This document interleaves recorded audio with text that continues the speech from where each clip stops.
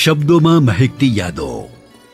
પ્રસ્તુત છે આકાશવાણીના ગૌરવવંતા 90 વર્ષની ઉજવણીના અનુસંધાનમાં આકાશવાણીની પ્રસારણ યાત્રાના યાત્રી, ભૂતપૂર્વ કાર્યક્રમ નિષ્પાદક શ્રી જયેશ પંડ્યાની દેવાંગ ભટ્ટ સાથેની વાતચીત.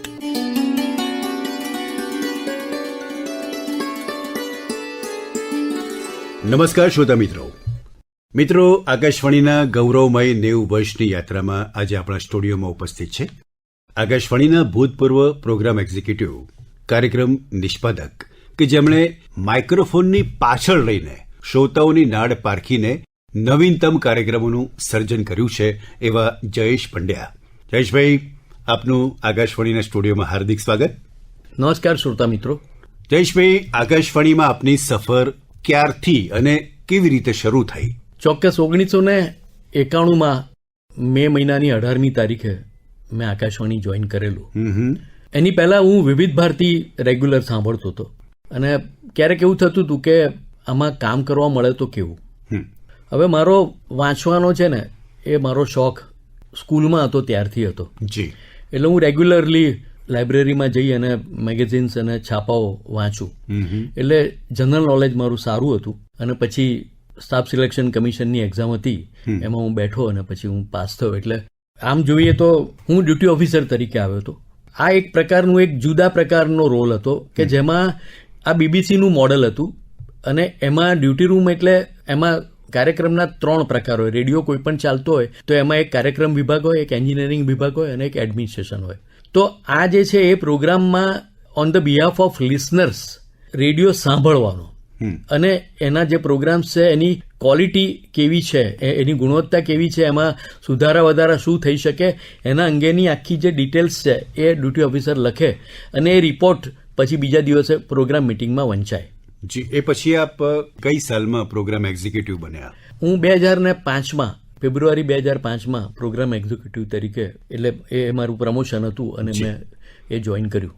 તો જયેશભાઈ, પ્રોગ્રામ એક્ઝિક્યુટિવ તરીકે આપ કાર્યક્રમો તૈયાર કરવામાં ખાસ કઈ બાબતોનું ધ્યાન રાખતા હતા? કાર્યક્રમ નિષ્પાદક એટલે કે પ્રોગ્રામ એક્ઝિક્યુટિવની જે ડ્યુટી છે એનું જે કામ છે એ થોડુંક જુદા પ્રકારનું છે.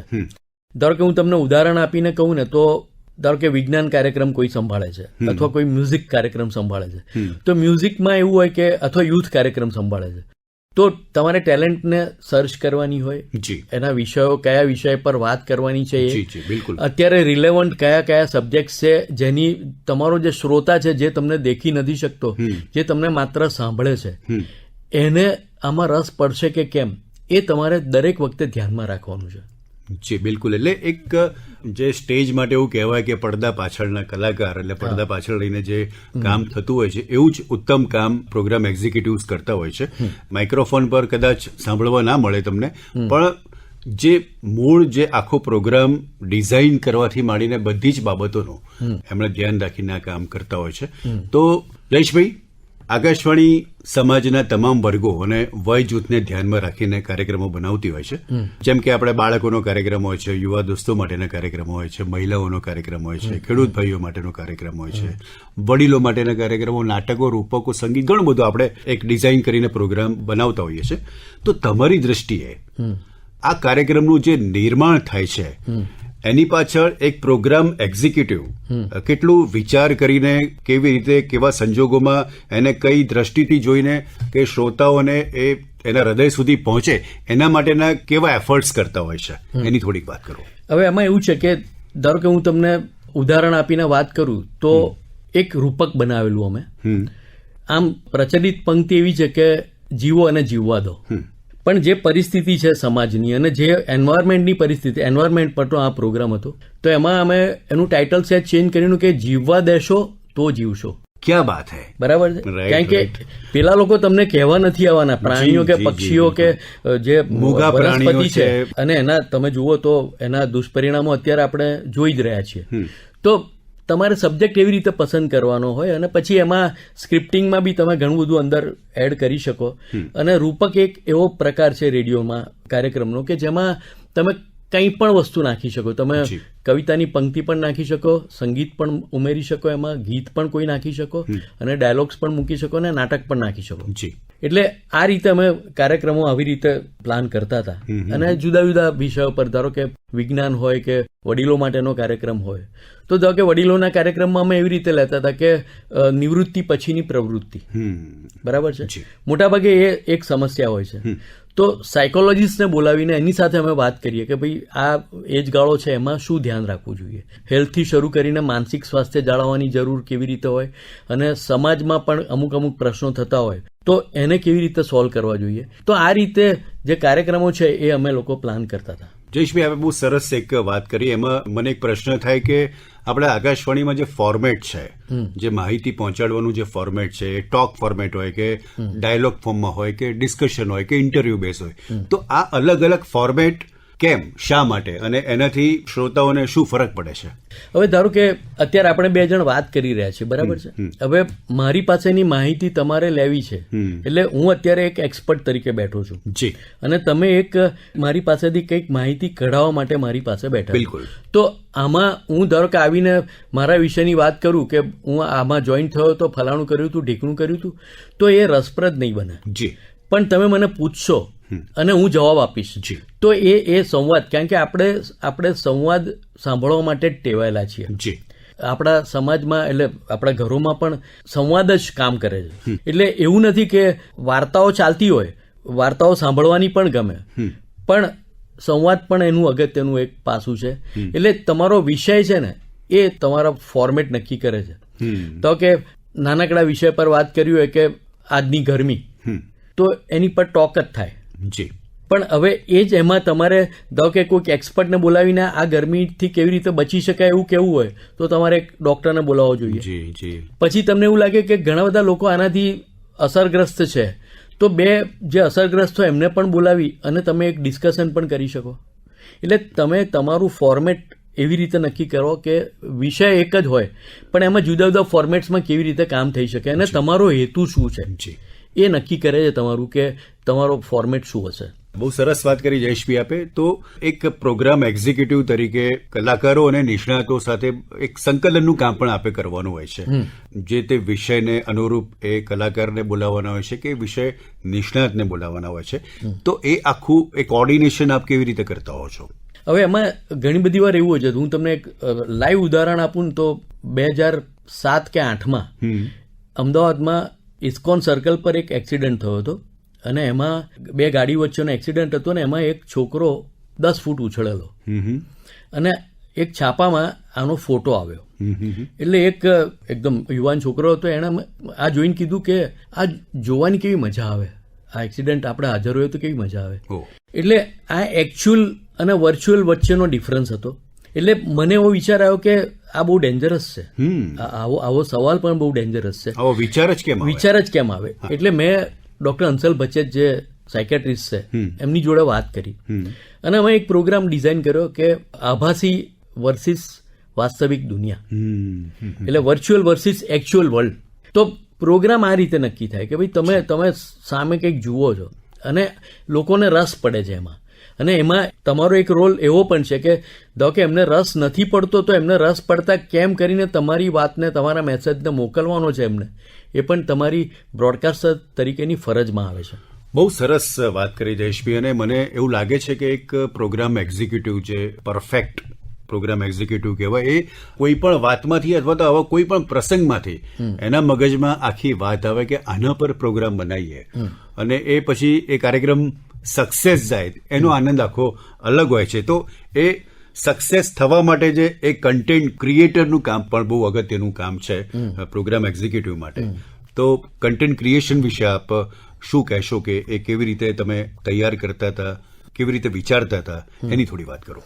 હવે આવો જ એક પ્રસંગ એવો થયેલો કે એમાં એક છાપામાં એક કિસ્સો એવો વાંચ્યો હતો કે જેમાં હસબન્ડ વાઈફ, એટલે લગ્ન થયા, બંને જણા હનીમૂન માટે ગયા, પાછા આવીને બંને પોતપોતાના ઘેર ગયા, અને એક જ અઠવાડિયામાં એમણે આની નોટિસ મોકલી ડિવોર્સ માટેની.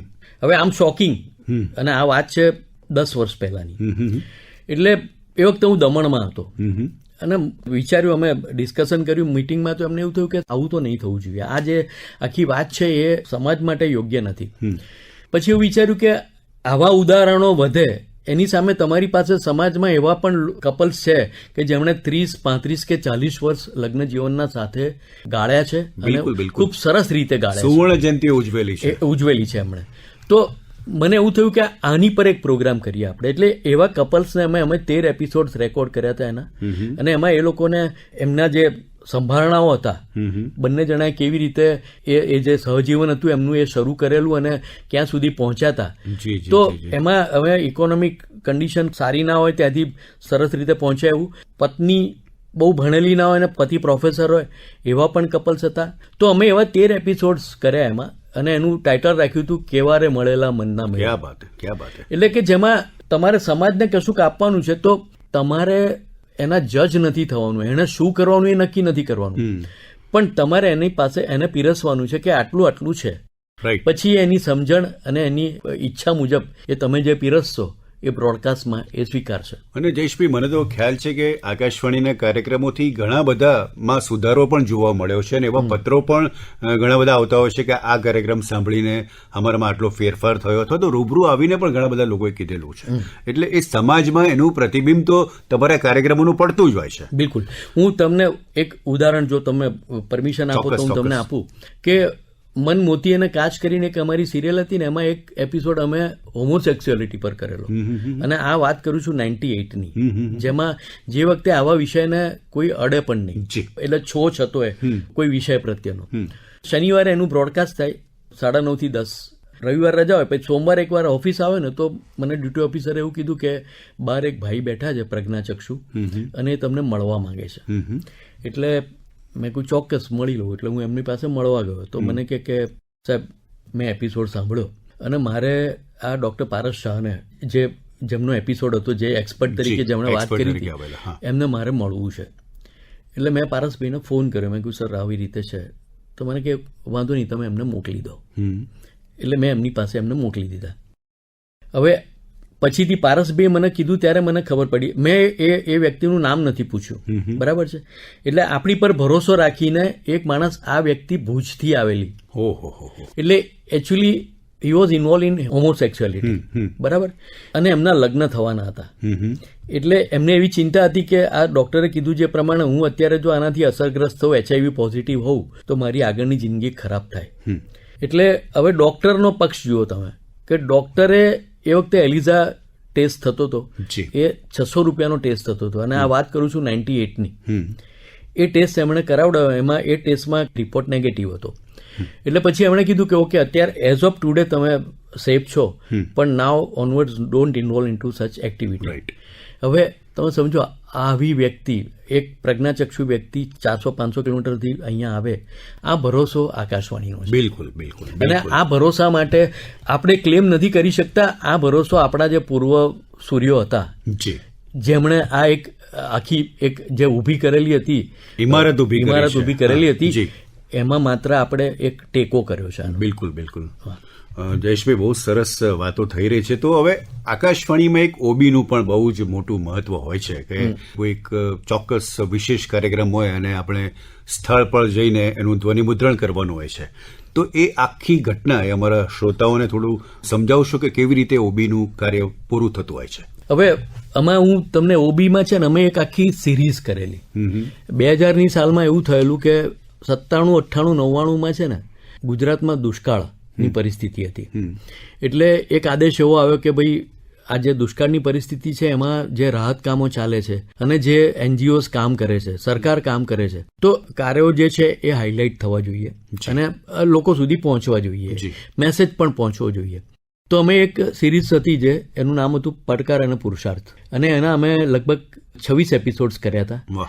એમાં અમે ધારો કે રાહત કામ ચાલતું હોય, બરાબર, તો ત્યાં આગળની સગવડતા કેવી છે. એટલે ધારો કે એક જિલ્લામાં 5 કે 7 જગ્યાએ રાહત કામ ચાલતા હોય, તળાવ ખોદાતું હોય, રસ્તો બનતો હોય કે બ્યુટિફિકેશનનું કામ હોય એનું, તો એ જે કામ ગામ લોકો કરતા હોય, તો એમની વ્યવસ્થાઓ કેવી છે, એમને ખોરાક મળી રહે છે કે નહીં, પાણી પૂરતું છે કે નહીં, બપોરે આરામ કરવા માટે શેલ્ટર છે કે નહીં, અને એમને જે મહેનતાણું છે એ કામ પતે પછી મળી જાય છે કે નહીં. તો આ એક કાર્યક્રમ હતો. પછી અમે પતાવીએ અને પછી જઈએ કલેક્ટર પાસે અને કલેક્ટરને જઈને અમે આનું બ્રીફિંગ કરીએ કે સર આવી જગ્યા અમે જોયું અને આ અમારા ઓબ્ઝર્વેશન્સ છે. તો ઘણીવાર કલેક્ટર અને મિનિસ્ટર પણ એમણે એપ્રિશિએટ કરેલું કે આ તમે જે કામ કરી રહ્યા છો એ બહુ સરસ છે કે અમારી પાસે ધારો કે સરકારી કર્મચારી બીજો કોઈ હોય અને એ જે રિપોર્ટ આપે એના કરતાં એક નિષ્પક્ષ જે આકાશવાણી જેવું જે માધ્યમ છે એ આ રિપોર્ટ આપે છે અને એમના અધિકારીઓએ આ કામ કરેલું છે. પછી એ લોકો એમાં કરેક્ટિવ મેઝર્સની જરૂર હોય તો મેઝર્સ લે. તો આ એક જુદા પ્રકારની ઓબી થઈ. બરાબર છે. એટલે એ કાર્યક્રમ પછી તમે એને રેડિયો પર બ્રોડકાસ્ટ કરતા પડકાર અને પુરુષાર્થ. હવે એ સિવાયના ધારો કે કોઈ ઇન્સ્ટિટ્યૂટનું ઓપનિંગ છે અથવા દવાખાનાનું ઉદ્ઘાટન છે તો ત્યાં જઈને અમે લોકો પ્રી પ્લાન્ડ હોય કે આખો જે કાર્યક્રમ છે એનું શરૂઆત કેવી રીતે થશે, કેવી રીતે એમાં કોણ કોણ બોલવાના છે, મિનિટ્સ આવી ગયું આપણી પાસે. તો અમે એ પ્રમાણે એ રેકોર્ડ કરીએ અને જે તે વખતે જ અમે ત્યાં નોંધ કરી દઈએ કે ભાઈ આમાં દરેક જણ આવીને 4 વક્તાઓ હોય તો 4 જણા જેટલા સ્ટેજ પર બેઠેલા હોય બધાના નામ બોલે. હવે એ દરેક વખતે તમારે બોલાવડાવવાની જરૂર નથી. બિલકુલ. તમારે એને એકવાર આપી દીધું પછી એ આખો કાર્યક્રમ તો 3 કલાકનો હોય. એટલે એની આખી જીસ્ટ લેવાની વાત છે કે જે મેઇન ટોકર છે એની જીસ્ટ લઈને એ જે લોકો સુધી પહોંચાડવું છે એ મેઇન વસ્તુ એ લઈને આપણે આખો એનો એક રેડિયો રિપોર્ટ એનો એટલે 15 મિનિટમાં એ તમારે બતાવી દેવાનું હોય. પેલું ફંક્શન ભલે 3 કલાકનું હોય. જયેશભાઈ, ઓબીની બહુ સરસ વાતો થઈ. તો આપને ગમતા કાર્યક્રમ આપે જે આકાશવાણીમાં આટલા વર્ષો સર્વિસ કરી, સેવા કાર્ય કર્યું, તો એમાં આપને ગમતા કાર્યક્રમો કયા? મને મન મોતી અને કાચ કરીને જે મારી સિરીઝ હતી એ મને બહુ જ ગમતી હતી. એમાં કારણ કે એમાં સોશિયો સાયકો ઇસ્યુઝને લઈને અમે લોકો વાત કરતા હતા સાયકોલોજીસ્ટ સાથે, સાયકેટ્રિસ્ટ સાથે, સેક્સોલોજીસ્ટ સાથે, ચાઇલ્ડ સાયકેટ્રિસ્ટ સાથે અને ઘણા બધા એંગલ્સ હતા એમાં. એકચ્યુઅલી એનું નામ હતું મેઘધનુષી મન. પછી અમે ચેન્જ કરીને મન મોતીને કાચ કર્યું. એટલે મેઘધનુષમાં જેટલા રંગો હોય એ જ બધા ભાવો મનના પણ હોય છે. તો એ ભાવોને વ્યક્ત કરવાનો એક પ્રયત્ન હતો. ટાઇટલ પણ કેટલું સરસ જયેશભાઈ, મન મોતીને કાચ. હવે એકવાર તૂટે પછી સંધાતું નથી. એટલે એ આખી તમે જે સિરીઝ બનાવી હતી હજુ પણ મને યાદ છે અને બહુ જ પોપ્યુલર થયેલી એ સિરીઝ. બિલકુલ. એટલે આ એક મારો મનપસંદ કાર્યક્રમ હતો.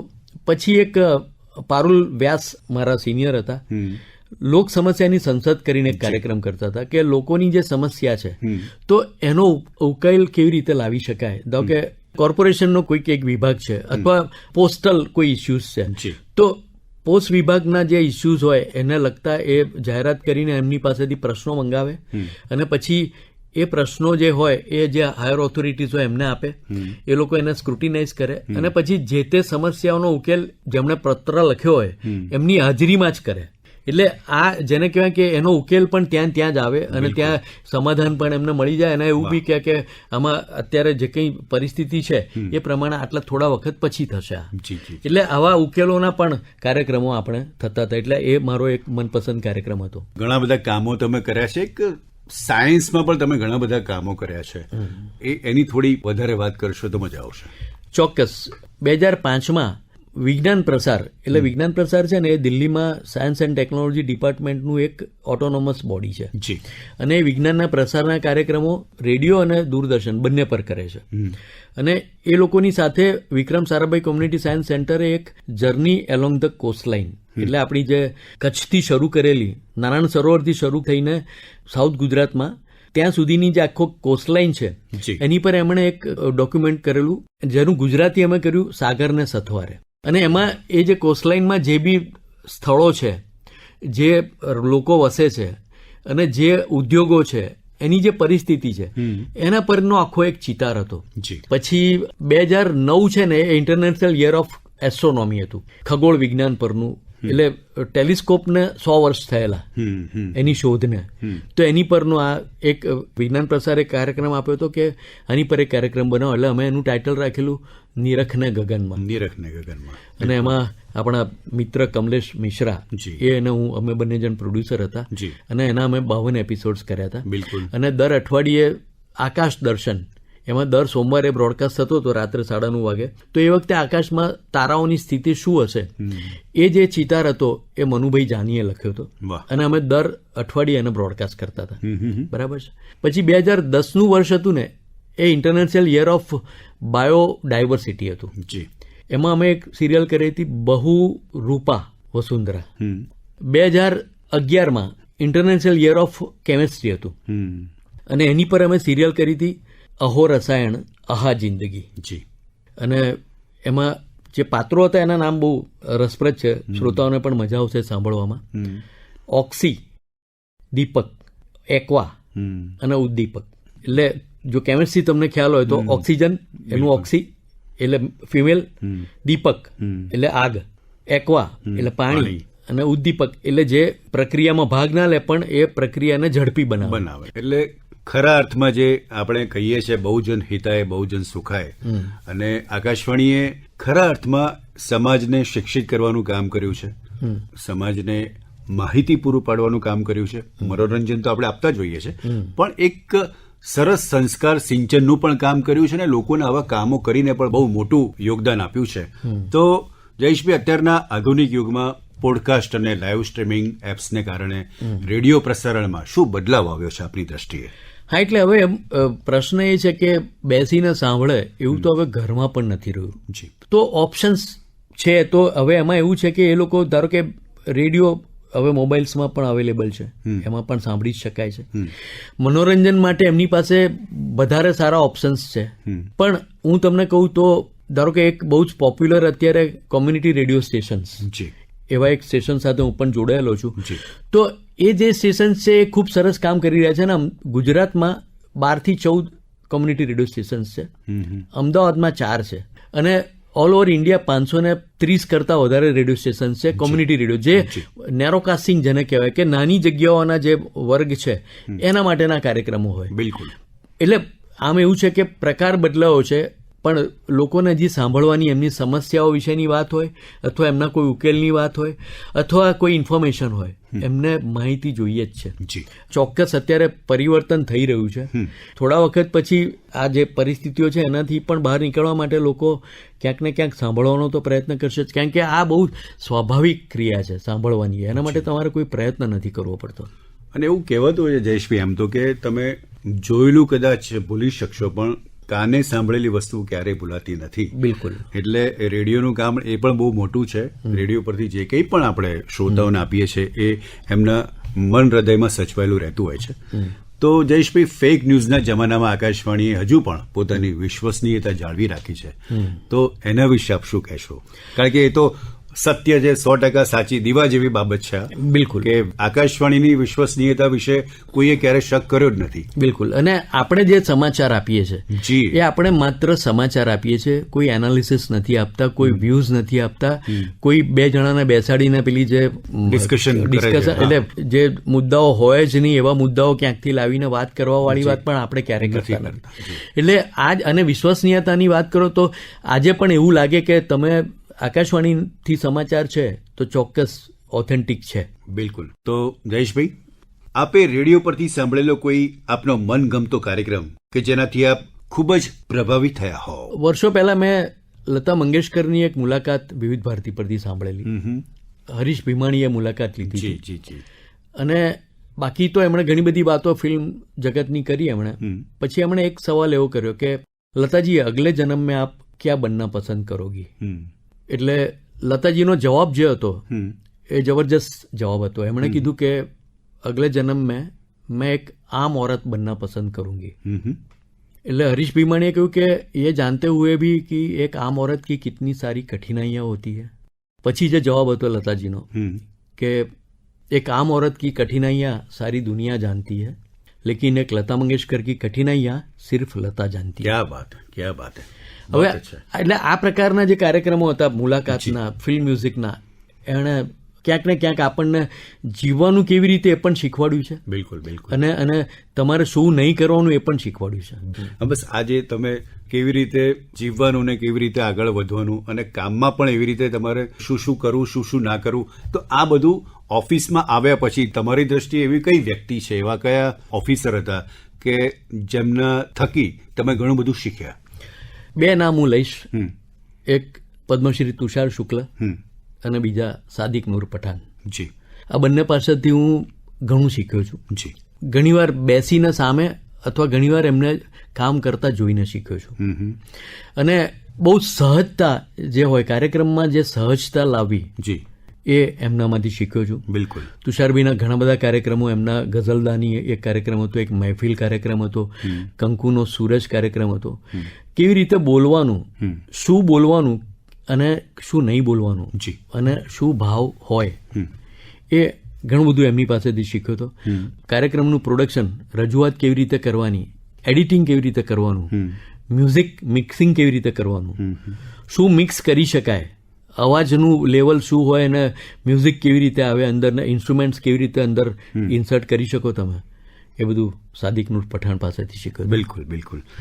જયેશભાઈ, આ વાત થઈ, બે ઓફિસરોની વાત થઈ, તો આપના જે સાથી કર્મચારીઓ હતા તો એમની જોડેનો કોઈ એક મજેદાર પ્રસંગ હશે તો અમારા શ્રોતાઓને વધારે મજા આવશે.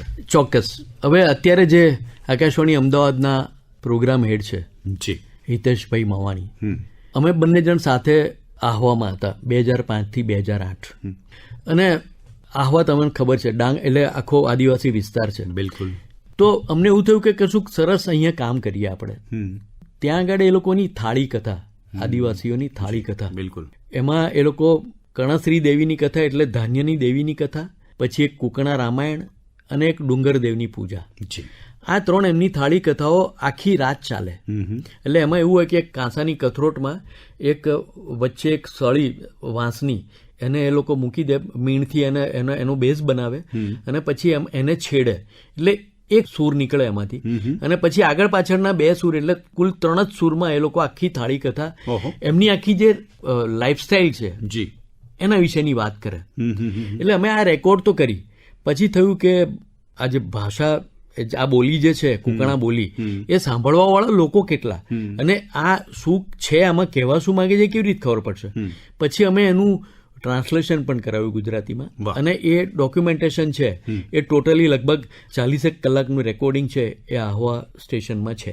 તો જયેશભાઈ, આપે ભૂતકાળની સરસ મજાની યાદો તાજી કરી અને આજે 90 વર્ષની આકાશવાણીની સફળ યાત્રા વિશે અમારા શ્રોતાઓને જે માહિતગાર કર્યા, આશા છે કે સૌને આ કાર્યક્રમ ખૂબ જ પસંદ પડશે. અને જયેશભાઈ, આકાશવાણીના સ્ટુડિયોમાં આવવા બદલ આપનો ખૂબ ખૂબ આભાર. આપનો પણ આભાર દેવાંગભાઈ, અને આકાશવાણીનો પણ આભાર. મને હું માના ખોળે આવ્યો હું એવું લાગે છે. બિલકુલ બિલકુલ બિલકુલ. મારી આ પહેલી મુલાકાત છે કે જેમાં અત્યાર સુધી હું ટેબલની પેલી બાજુ હોતો હતો, કે હું પ્રશ્ન પૂછતો હતો, આજે હું જવાબ આપું છું. એટલે આજે આખું ટ્રાન્સફોર્મેશન છે, આખી જે રિવર્સલ ઓફ રોલ છે, એના માટે પણ હું આકાશવાણીનો આભાર માનું છું. શબ્દોમાં મહેકતી યાદો. હમણાં જ આપ સાંભળી રહ્યા હતા આકાશવાણીના ગૌરવવંતા 90 વર્ષની ઉજવણીના અનુસંધાનમાં આકાશવાણીની પ્રસારણ યાત્રાના યાત્રી, ભૂતપૂર્વ કાર્યક્રમ નિષ્પાદક શ્રી જયેશ પંડ્યાની દેવાંગ ભટ્ટ સાથેની વાતચીત.